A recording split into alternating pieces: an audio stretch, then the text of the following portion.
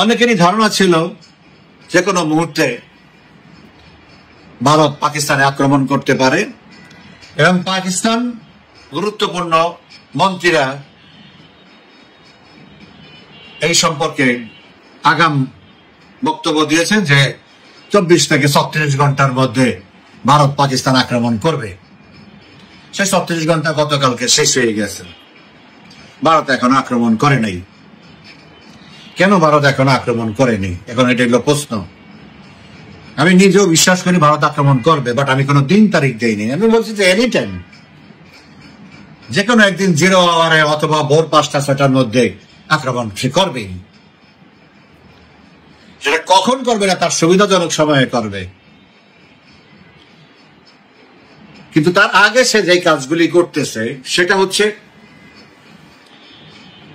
আক্রমণ তো সে করবেই, তার আগে বা তার এখন মূল টাস্কটা হচ্ছে ভারতকে অর্থনৈতিকভাবে পঙ্গু করে দেওয়া, সরি পাকিস্তানকে অর্থনৈতিকভাবে পঙ্গু করে দেওয়া। পাকিস্তানের মতো একটা দেউলিয়া পিয়া রাষ্ট্রের যদি দীর্ঘ সময় যুদ্ধাবস্থা বজায় থাকে তাহলে যে কোনো সময় দেউলিয়া হয়ে যাবে। কারণ এই দেশ অলরেডি দেউলিয়ার পথে ছিল। বেল আউট করার জন্য IMF থেকে $7 বিলিয়ন আর চায়নার থেকে $5 বিলিয়ন নিয়ে রক্ষা হয়েছে, বিভিন্ন দেনাপানা দিচ্ছে। কিন্তু এখন IMF কে আবার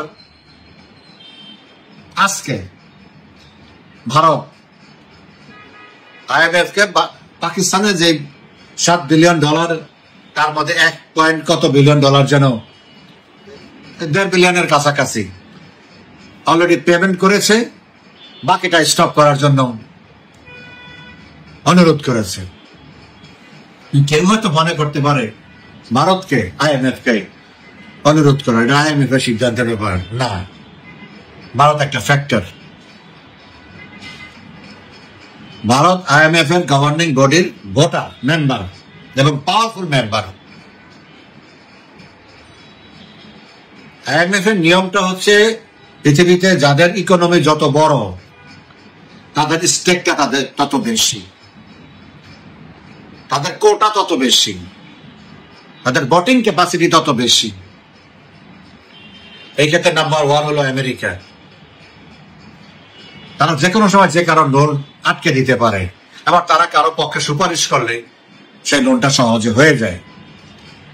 ভারত একটা বিগ প্লেয়ার IMF এর এই সিদ্ধান্ত নেয়ার ক্ষেত্রে।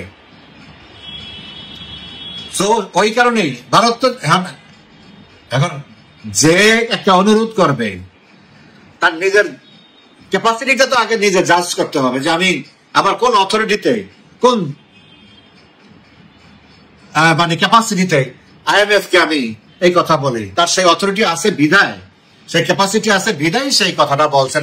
এই কথা বললে হু আর ইউ, এই কথা যদি কেউ বলে তার ভারতের মান সম্মান তো থাকে না। ইন দ্যাট কেস ভারত জেনে শুনে, সো আমি এটা ক্লিয়ার করলাম যে ভারত কিভাবে এই কথাটা বলতে পারে, তার সেই গ্রাউন্ড আছে। বিকজ অলরেডি ভারত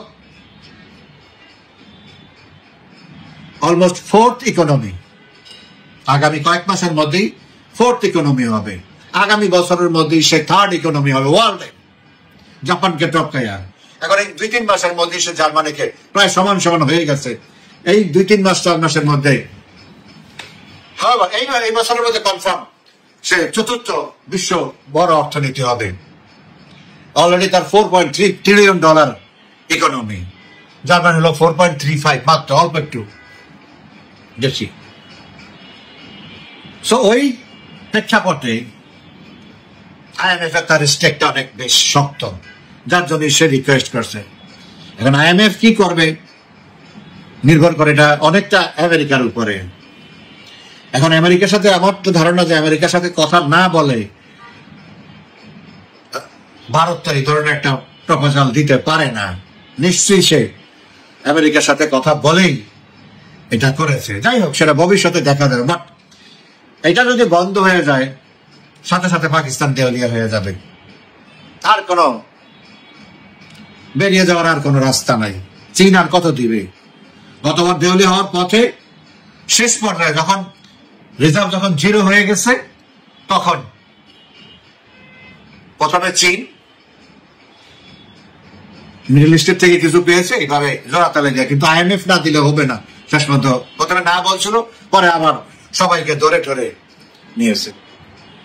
আরেকটি সিদ্ধান্ত আজকে নিয়েছে ভারত, পাকিস্তান থেকে সমস্ত পণ্য আমদানি নিষিদ্ধ, সেটা যেই নেই হোক। শুধু পাকিস্তানের প্রস্তুতকৃত পণ্য না, পাকিস্তান যদি অন্য কোনো দেশ থেকে আমদানি করে বা কোনো না কোনো ভাবে আনে, সোজা কথা পাকিস্তান থেকে ভারতগামী কোনো পণ্য ইম্পোর্ট হবে না। আজকে থেকে সেই সিদ্ধান্ত হয়ে গেছে।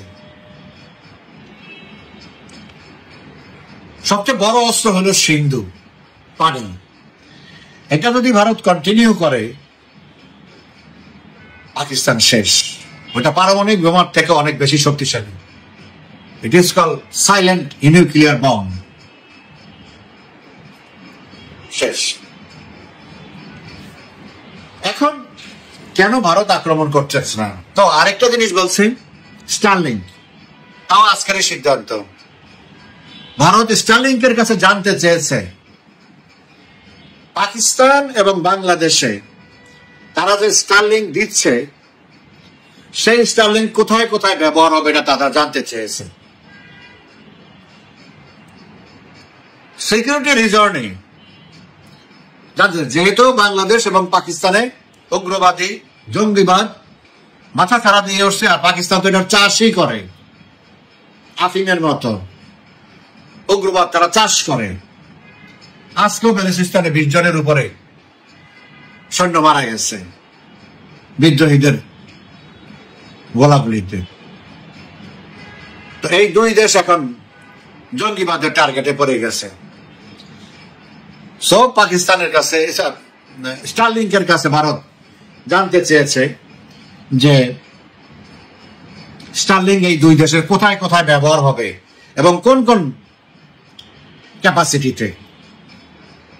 এখন হয়তো আমরা বলতে পারি যে স্টারলিংক হলো আমেরিকার কোম্পানি, ইলন মাস্কের কোম্পানি।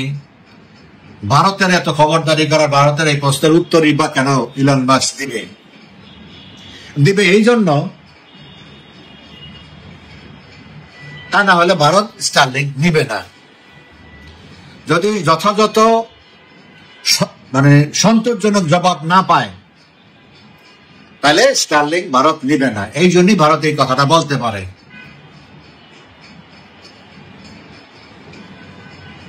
এখন স্টারলিংকের সিদ্ধান্ত নিতে হবে, তারা এই তথ্য দিবে নাকি ভারতীয় বাজার হারাবে। এখন ব্যাপারটা দাঁড়াইছে যে অর্থনৈতিকভাবে ভারত খুব শক্তভাবে হাত দিছে, তাদেরকে অর্থনৈতিকভাবে পঙ্গু করে দিবেন। ভিক্ষার উপরে একটা সংসার কতদিন চলতে পারে? পাকিস্তানের অবস্থা তাই দাঁড়াচ্ছে, ভবিষ্যতে তাই দাঁড়াবে। যেমন ধরেন গত 6-7 মাস আগে বা এই IMF এর লোন নিয়ে যখন খুব দরবার হচ্ছে, তখন ভারতের অর্থমন্ত্রী নির্মলা সীতারামন উনি একটা অনুষ্ঠানে বলছে যে পাকিস্তান যদি জঙ্গিবাদের চাষ না করত, জঙ্গিবাদে পরিণত না হতো, ভারতের সাথে ভালো সম্পর্ক থাকতো, আজকে IMF যেই লোনের জন্য পিছনে ঘুরতেছে এর ডাবল টাকা আমরা পাকিস্তানকে দিতাম, পাকিস্তানের এই দুর্দশা থাকতো না। আমরা সেইভাবে পাকিস্তানকে সহযোগিতা করতে পারতাম যেভাবে শ্রীলঙ্কাকে আমরা করেছি। তো এটা আরো 6-7 মাস আগের কথা, সেই জায়গা থেকে আজকের পরিস্থিতি, তাহলে টোটাল জিনিসটা রিভার্স হয়ে গেল। আগে যেমন সহযোগিতার মনোভাব নিয়ে কথা বলছে, এখন হলো বিরোধিতার মনোভাব নিয়ে তারা কাজ করবে। কিভাবে পাকিস্তানকে আরো পঙ্গু করা যায়, তিলে তিলে নিঃশ্বাস করে দেওয়া যায়। এবং ভারত এমন একটা শক্তি, বিশ্বব্যাপী অতি শক্তিশালী অবস্থান নিয়ে ফেলেছে অর্থনৈতিকভাবে, যে তার কাছে অনেকেই তাকে তুষ্ট রাখার জন্য তার নৌকায় উঠে বসবে। সেটা পাকিস্তান বুঝে, সেজন্যই পাকিস্তান আমেরিকাকে ধরেছে, রাশিয়াকে ধরেছে, চীনকে ধরেছে, যেভাবে হোক ভারতকে কুল ডাউন করতে হবে।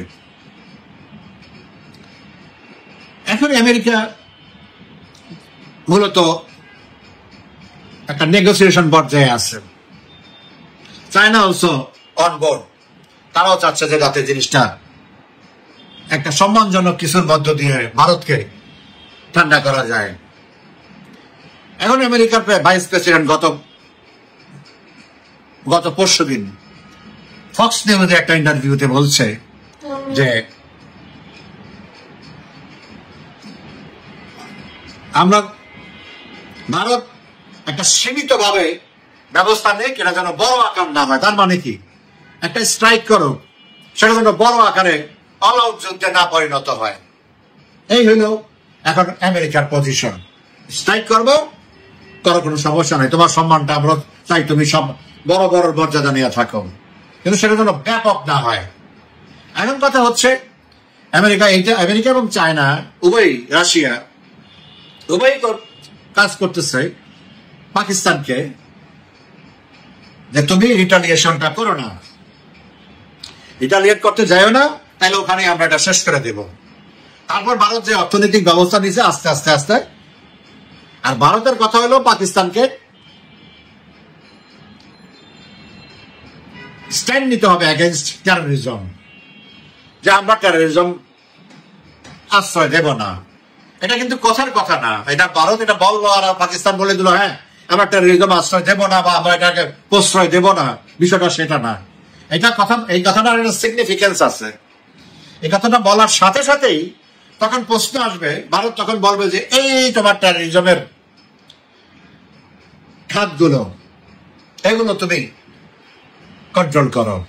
তখনই যেমন বাংলাদেশের ক্ষেত্রে বললে পরে বলছে, তাহলে হাত দিতে হবে এই যে জামাত শিবির, এই হরকাতুল জিহাদ, এই বাংলা ভাই, অমুক সমুক যে সমস্ত অর্গানাইজেশন গুলি আছে, যারা এখন মাথা তুলে দাঁড়াইছে, যারা এখন সরকার চালায়, যারা এখন সরকারি দল, এদেরকে দমন করতে হবে। একইভাবে শাহবাজকেও এই গ্রুপগুলিকে, হরকাতুল জিহাদ, অমুক সমুক, লস্করে তৈয়বা, অমুক যারা যারা আছে, এইসব জিনিসগুলিকে দমন করতে হবে। এটা দৃশ্যমান হইতে হবে, কারণ এটা তো ইনফরমেশন সবসময় পাবে, একদম মিনিট বাই মিনিট আপডেট পাবে। তো যার কারণে পাকিস্তান ওই কথা বলতে পারবে না, কারণ তাদের উপর হাত দিলে পাকিস্তান গৃহযুদ্ধ হবে। আমাদের এখানে যেমন তৌহিদি জনতা একটা বিরাট শক্ত অবস্থান করে ফেলছে গত 8-9 মাসে, পাকিস্তানে আরো অনেক বড় শক্তিশালী অবস্থান তাদের। তো এই দুই দেশের সন্ত্রাস নিয়ে গেল এখন মূল বিষয়টা। তো এইটা যদি পাকিস্তানের স্টেপ নেয় তাইলে হয়তো স্ট্রাইকটা করবে না, কিন্তু এটা না নিলে স্ট্রাইক করবেই। সেটা পাকিস্তান যতই হামারি তুমারি করুক আর যতই হম্মি তম্মি করুক, একটা পর্যায়ে তাদেরকে শান্ত হইতে হবে, কারণ এটা তাদের অস্তিত্বের ব্যাপার। এখন ইন্ডিয়া তো পাকিস্তানের মতো ভিখারি দেশ না, যে আমার হারাবার কি আছে, আমার কি বা হবে এমন। কিন্তু পাকিস্তান যে কাউন্টার অ্যাটাকটা করবে, তাতে ভারতের যেই পরিমাণ ক্ষতি হবে, বা বড় ধরনের একটা যুদ্ধ হয়ে গেলে ভারতের যেই পরিমাণ ক্ষতি হবে, এটা অনেক বড়। এখন করাইল বস্তির সাথে যদি গুলশান বনানীর লোকজন যায় যদি মারামারি করতে যায়, পাল্টা হামলা যদি করে, তাহলে করাইল বস্তির হামলা করলে কি হবে, আর বস্তির লোকরা যদি গুলশান বনানীতে যায় হামলা করে তাহলে কি ক্ষতি হবে। This is the exact picture of this situation in Pakistan and Bharat. তো ওই জিনিসটাকে যতটা ড্যামেজ কন্ট্রোল করা যায়, যতটা ড্যামেজকে মিনিমাইজ করা যায়, সেইটাই এখন কাজ করতেছে।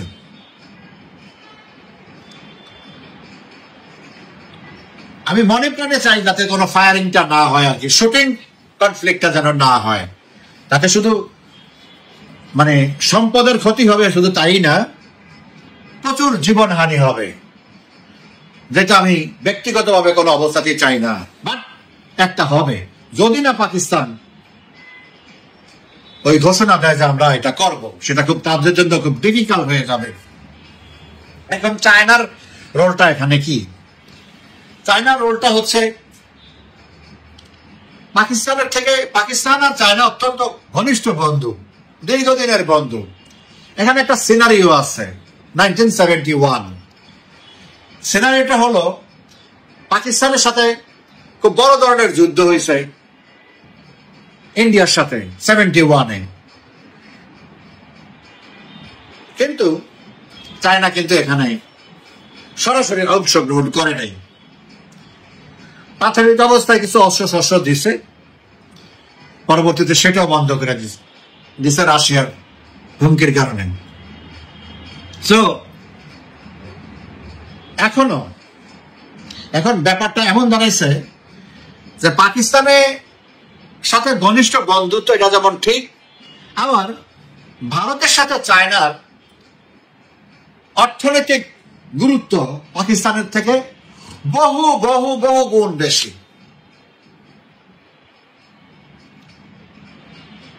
পাকিস্তান হলো চায়নার কাছে একটা বার্ডেন, আর ইন্ডিয়া হলো চায়নার কাছে একটা সোনার কি বলে, সোনার ডিম পাড়া হাঁস।